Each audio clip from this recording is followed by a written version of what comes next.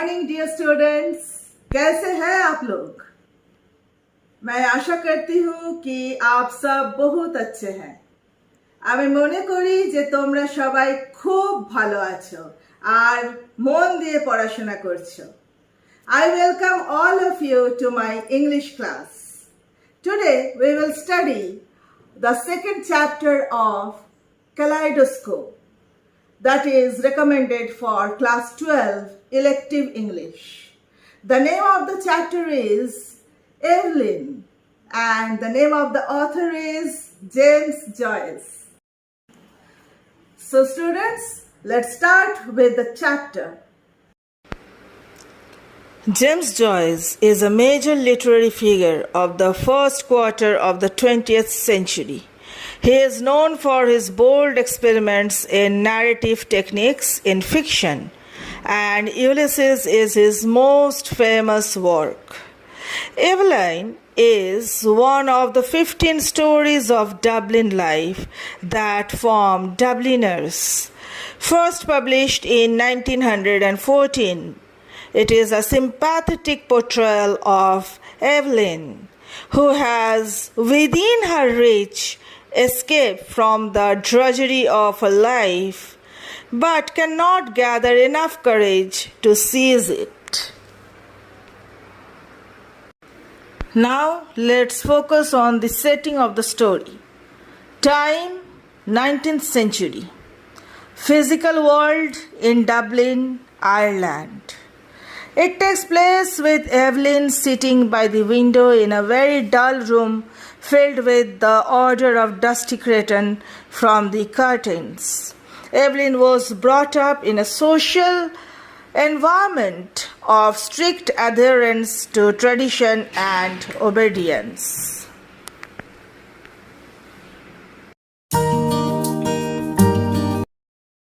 Now let's focus on the themes of the story Eveline.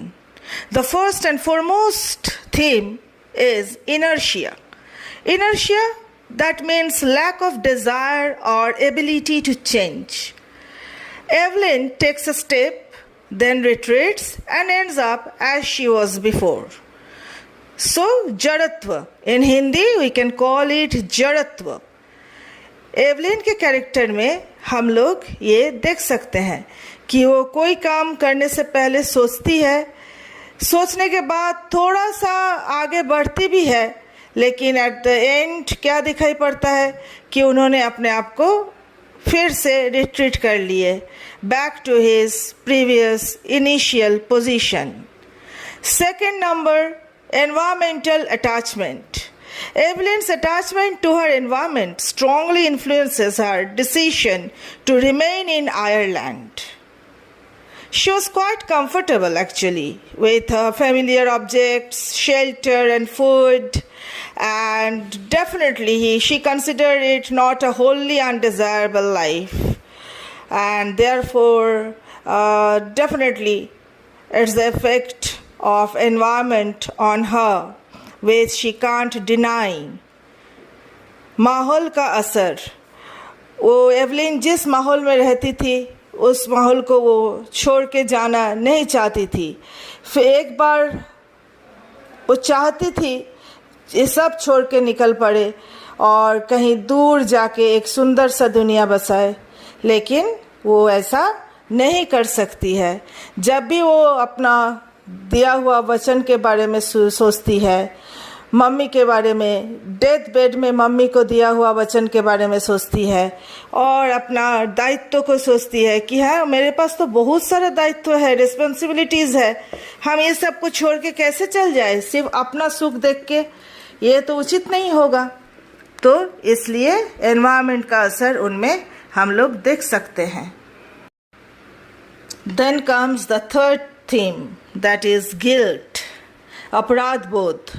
Eveline's promise with her mother that she would look after the two young children and her father, that gives her immense sense of responsibility, and she thinks that I should not deviate from this because she has promised in front of the bedridden mother that she would look after the family. So Evelyn क्या सोच रही थी? अपराध बोध से, वो अपराध बोध का ग्लानि हो रहा था उनको।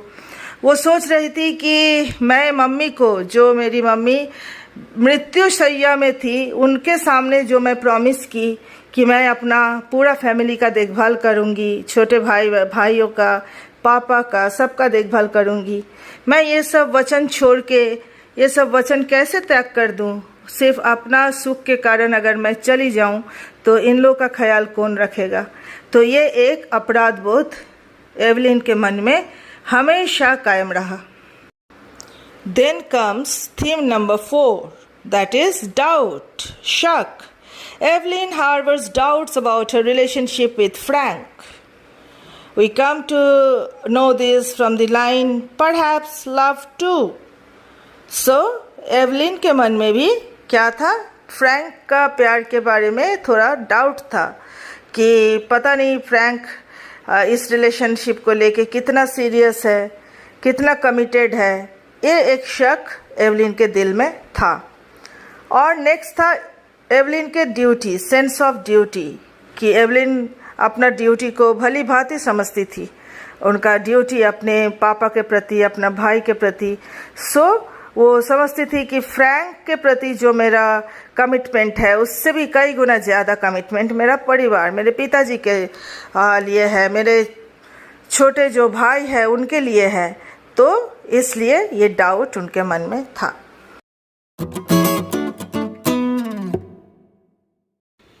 Now the main characters of Eveline. Eveline Hill, the protagonist of the story. Eveline is a hard-working Irish woman around 19 years old, living with a father in her childhood home in Dublin. Next, Mr. Frank, Eveline's lover. Then Eveline's father, Eveline's mother, the children, the Waters, the Duns, and the Devines. And last but not the least, little Kyog, the cripple. Now let's start the chapter named Eveline by James Joyce. She sat at the window watching the evening invade the avenue. Her head was leaned against the window curtains, and in her nostrils was the odor of dusty cretonne. She was tired. So, chapter शुरुआत में हम लोग क्या देख रहे हैं कि Evelyn खिड़की किनारे बैठी है और शाम ढलने का नज़ारा देख रही है, अनुभव कर रही है। उनका हेड जो है वो झुका के, पर्दा जो था कर्टेन्स खिड़की का, उसमें थोड़ा सा झुका दिए थे अपना हेड को। और क्या हुआ, उनके नाक से वो क्या, किस चीज़ का गंध आ रहा था? वो डस्टी क्रेटॉन जो है, लिनेन कपड़ा का, पर्दा का, उस चीज़ को वो महसूस कर रही थी, सूंघ रही थी। और वो बहुत ज़्यादा टायर्ड हो गई थी, बहुत थक चुकी थी। Few people passed. The man out of the last house passed on his way home. She heard his footsteps clacking along the concrete pavement and afterwards crunching on the cinder path before the new red houses. So few people, बहुत कम people वहाँ से पास हो रहे थे, और एक आदमी जो लास्ट हाउस में, वो भी पार हो गए थे वहाँ से, और उनका जो फुटस्टेप्स का आवाज़ वो मिल रहा था, सुनने को मिल रहा था एवलिन को। और क्या है वो उधर, क्या था, सिंडर पाथ था, नया नया जो लाल घर बना है उसके सामने। One time there used to be a field there in which they used to play every evening. ये सब नया नज़ारा है। एक समय था जब यहाँ पे ये सब कोई इतना सुंदर सुंदर बिल्डिंग, घर कुछ नहीं था। क्या था? फील्ड था, ग्राउंड था जिसमें बच्चे खेलते थे। इवनिंग में सारे बच्चे विद अदर पीपल्स चिल्ड्रन, सब बच्चे, मोहल्ले के सब बच्चे आते थे और वहाँ पे शाम में सब खेलते थे। Then a man from Belfast bought the field and built houses in it. उसके बाद क्या हुआ? बेलफास्ट से एक आदमी आए और उस फील्ड को खरीद लिए और वहाँ पे बड़ा बड़ा घर बना दिए। Not like their little brown houses, हम लोग की तरह छोटा छोटा ब्राउन घर नहीं, but bright brick houses with shining roofs, बहुत ब्राइट ब्रिक हाउसेस बनाए थे, पक्का ईंटा वाला और ब्राइट कलर का, और विथ शाइनिंग रूफ्स, एकदम रूफ जो था वो शाइन करता था। So the children of the avenue used to play together in that field, the Devines, the Waters, the Dunns, little क्योर्स, the cripple, she and her brothers and sisters. सो वो पुराने दिनों के बात सोच रहे थे और अपने मन ही मन में नॉस्टैल्जिक फील कर रहे थे कि उस समय क्या हुआ था। बहुत सारे बच्चे एक साथ हम लोग खेलते थे, अपने भाई बहन को लेके भी एवलिन जाती थी और उसके साथ कौन कौन रहते थे, दूसरे फैमिली के बच्चे भी रहते थे, जैसे कि the Devines, the Waters, the Dunns, little Keogh, the cripple, ये लोग सब रहते थे। और उसके साथ अपने भाई बहन को लेके एवलिन भी जाती थी। Ernest however never played, Ernest कभी खेलता नहीं था। He was too grown up, Ernest एकदम नहीं खेलता था। और her father used often to hunt them in and out of the field with his blackthorn stick. और पापा जो थे वो एवलिन के फादर, वो इन लोगों को खोजते खोजते यहाँ पे आ जाते थे और इन लोगों को बहुत मज़ेदार वैसे बोला है कि ये हंट देम, वो आके इन लोगों को डांटते डांटते कभी कभी मारते मारते ले जाते थे। But usually little Keogh used to keep, और लेकिन क्या होता था मोस्टली जो है लिटिल क्योग क्या करते थे, वो नज़र रखते थे कि कब वो आ रहे हैं, and call out next and call out when he saw her father coming. वो क्या देखते थे कि जब भी फादर अगर आ रहे हैं तो तुरंत वो खबर दे देते थे स्पाई की तरह, ठीक है, कि तुम लोग भागो भागो तुम्हारे फादर आ रहे हैं। Still they seem to have been rather happy then, और उस समय बचपन इन लोगों का खूब आनंद से बीता, बहुत अच्छे से गुजर रहा था। Her father was not so bad then, उस समय एवलिन के फादर उतने खराब नहीं थे। And besides her mother was alive, और सबसे बड़ी बात था कि एवलिन के मदर उस समय जीवित थी। ये बहुत बड़ी बात।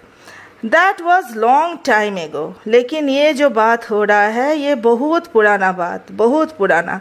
She and her brothers and sisters were all grown up, अभी उन लोग के भाई बहन सब ग्रोन अप हो चुके हैं, सब बड़े हो चुके हैं। हर मदर वॉज डेड, लेकिन सबसे दुखद बात यही है कि उन लोगों के माताजी और इस दुनिया में नहीं रहे, उनके माताजी का डेथ हो चुका है। टिज़िदान वॉज डेड टू, और टिज़िदान जो है उसका भी मृत्यु हो चुका है। And the Waters had gone back to England, और वॉटर्स जो फैमिली थे, वॉटर्स के नाम पे उन लोग को जाना जाता था, द वॉटर्स फैमिली, वो लोग भी चले गए थे इंग्लैंड में। एवरीथिंग चेंजेस, और सब कुछ चेंज हो गया। जैसे बच्चों हम लोग भी देखते हैं ना कि छोटे में बचपन में कितने सारे हम लोग के फ्रेंड रहता है, धीरे धीरे कितना चेंजेस आता है लाइफ में। और जैसे जैसे तुम लोग बड़े होते जाओगे वैसे देखना बहुत सारा चेंजेस आता है लाइफ में, और हम लोग क्या हो जाते हैं, हम लोग पार्ट एंड पार्सल बन जाता है उस चेंजेस के, उस परिवर्तन के। Now she was going to go away like the others to leave her home. she looked round the room। तो अभी होम वर्ड बोलते ही आश्चर्यचकित हो गई, एवलिन आश्चर्यचकित हो गई।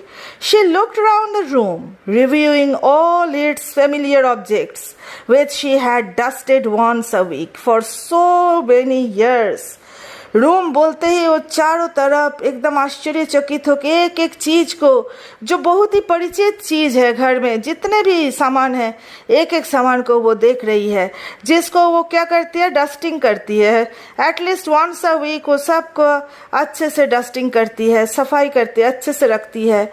wondering where on earth all the dust came from, और सोचती है कहाँ से इतना धूल आ जाता है, कहाँ से इतना धूल आके जम जाता है।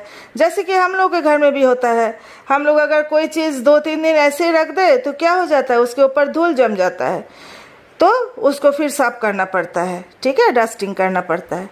So perhaps she would never see again those familiar objects from which she had never dreamed of being divided. वो अपने मन में सोच रही है कि perhaps शायद ये सारा चीज़ हम जो अभी देख रहे हैं और कभी मैं ये सब ज़िंदगी में नहीं देख सकती हूँ। मैं अगर ये सब को छोड़ के चली जाऊँगी, ये बात तो कभी सपना में भी नहीं सोच सकती थी कि ये सारे चीज़ों को छोड़ के मुझे एक दिन चले जाना पड़ेगा। And yet during all those years she had never found out the name of the priest whose yellowing photograph hung on the wall above the broken harmonium beside the colored print of the promises made to blessed Margaret Mary Alacoque. So वो क्या सोच रही थी कि ये जो है ये सब कुछ छोड़ के हमको जाना पड़ेगा। ये तो मैंने कभी सोच भी नहीं सकता, मैंने सोच भी नहीं सकती, कभी सपना में भी नहीं सोच सकती कि ये सब चीज़ को हमको छोड़ के एक दिन जाना पड़ेगा। और इतने सारे साल जो हम यहाँ रहे, यहाँ एक एक सामान के साथ मेरा अटैचमेंट है, तो क्या हुआ, जो नए प्रीस्ट था उनके बारे में तो हम जानते ही नहीं, उनका नाम भी नहीं जानते हैं। जो फोटोग्राफ बहुत पुराना हो चुका है, येलोइंग फोटोग्राफ हो चुका है, जो वहाँ पे झुलंत अवस्था में है दीवार पे, और कहाँ पे है वो, जस्ट ब्रोकन जो है हारमोनियम है, जो टूटा हारमोनियम, टूटा फूटा हारमोनियम के ऊपर रखा हुआ है। और वो हारमोनियम भी कहाँ पे है, वो है एक्चुअली उन्हीं लोगों के, ये हारमोनियम जो रखा हुआ है broken harmonium beside the colour print of the promises, वो कहाँ पे रखा हुआ है, just beside colour print of the promises made to blessed Margaret Mary Alacoque. She had been a school friend of her father. वो कौन थी, वो स्कूल फ्रेंड थी उसके, एवलिन के फादर के। कौन थे, ही हैड बीन, सो कौन थे वो, फादर के फ्रेंड थे एवलिन की। So whenever he showed the photograph to a visitor, her father used to pass it with a casual word, "He is in Melbourne now." So जब भी वो photograph किसी को वो फोटोग्राफ दिखाया जाता था और या तो उसका जिक्र होता था, तो उसके फादर बोलते थे, एकदम कैजुअली बोलते थे कि अभी तो वो मेलबोर्न में रहते हैं, ये अभी मेलबोर्न में रहते हैं। So she had consented to go away, to leave her home. Was that wise? क्या ये बुद्धिमानी का काम था? She tried to weigh each side of the question. Actually Evelyn दोनों तरफ ही अच्छे से सुविचार करना चाह रही थी कि कौन तरफ पलड़ा ज़्यादा भारी है। ये जो क्वेश्चन है इसका आंसर किस तरफ अच्छा हो सकता है। In her home anyway she had shelter and food. Actually वो सोच रही थी कि मेरे घर में माथा के ऊपर छत है, आश्रय है मेरा, और क्या है, फूड है। तो मेरा एक माथा के ऊपर शेल्टर है जो मेरा आश्रय है और मेरा खाने पीने का वस्तु भी है। So she had those whom she had known all her life about her. और क्या है, मैं ऐसे परिवार के साथ रहती हूँ जिनको हम बचपन से पहचानती हूँ, जो एकदम सालों साल, बहुत साल, मैंने जब से मैं होश संभाली, जब से मैं इस दुनिया को देखना शुरू किए, तब से हम इन लोगों के साथ हैं। तो of course she had to work hard. लेकिन ये बात भी सच कि मुझे बहुत ज़्यादा मेहनत करना पड़ता है, both in the house and at business. वो थोड़ा छोटा मोटा एक बिजनेस भी करती थी, तो उनको घर का भी काम करना पड़ता था और बाहर जॉब भी संभालना पड़ता था। तो वो बेचारी सही में बहुत ज़्यादा क्रश्ड हो गई थी कि, और टायर्ड भी हो जाती थी कि घर का भी काम करना है, बाहर का भी संभालना है। सो what would they say of her in the stores when they found out that she had run away with a fellow? और वो एक स्टोर में, एक छोटा मोटा स्टोर में काम करती थी, तो वहाँ के अब सोच रही है कि अगर मैं फ्रैंक के साथ भाग जाऊँ और वहाँ जाके उनके साथ शादी कर लूँ, तो क्या होगा, ये स्टोर में जितने काम करते हैं वो लोग मेरे बारे में क्या सोचेंगे, क्या कहेंगे? से शी वॉज अ फूल। पहले तो बोलेंगे कि देखो वो कितनी बुद्धू लड़की है, कितनी बुद्धू लड़की है। Perhaps and her place would be filled up by advertisement. और एक काम होगा, क्या होगा? जहाँ वो भाग के शादी करके चले जाएंगी तो उनका जो जॉब है वो किसी और को मिल जाएगा, क्योंकि स्टोर वाले जो है वो तुरंत एडवर्टाइज निकलेंगे और एडवर्टाइजमेंट में क्या देंगे कि हाँ यहाँ पे एक स्थान खाली है, तो सिचुएशन वैकेंट है। और जहाँ वैकेंट सिचुएशन देखेंगे लोग एडवर्टाइजमेंट देख के उस जॉब में अप्लाई करेंगे, तो किसी ना किसी को तो एक हो ही जाएगा। तो इसका मतलब क्या, अगर वो शादी करके चले जाए मिस्टर फ्रैंक के साथ तो क्या होगा? उनका जॉब भी चला जाएगा और लोग उन्हें बुद्धू भी कहलाएंगे। ठीक है, कि बहुत बुद्धू लड़की है। Now let's focus on some symbols of this story. First one, the dust. Dust is a controlling symbol here, which reinforces our understanding of Eveline's dreary, suffocating and arid life.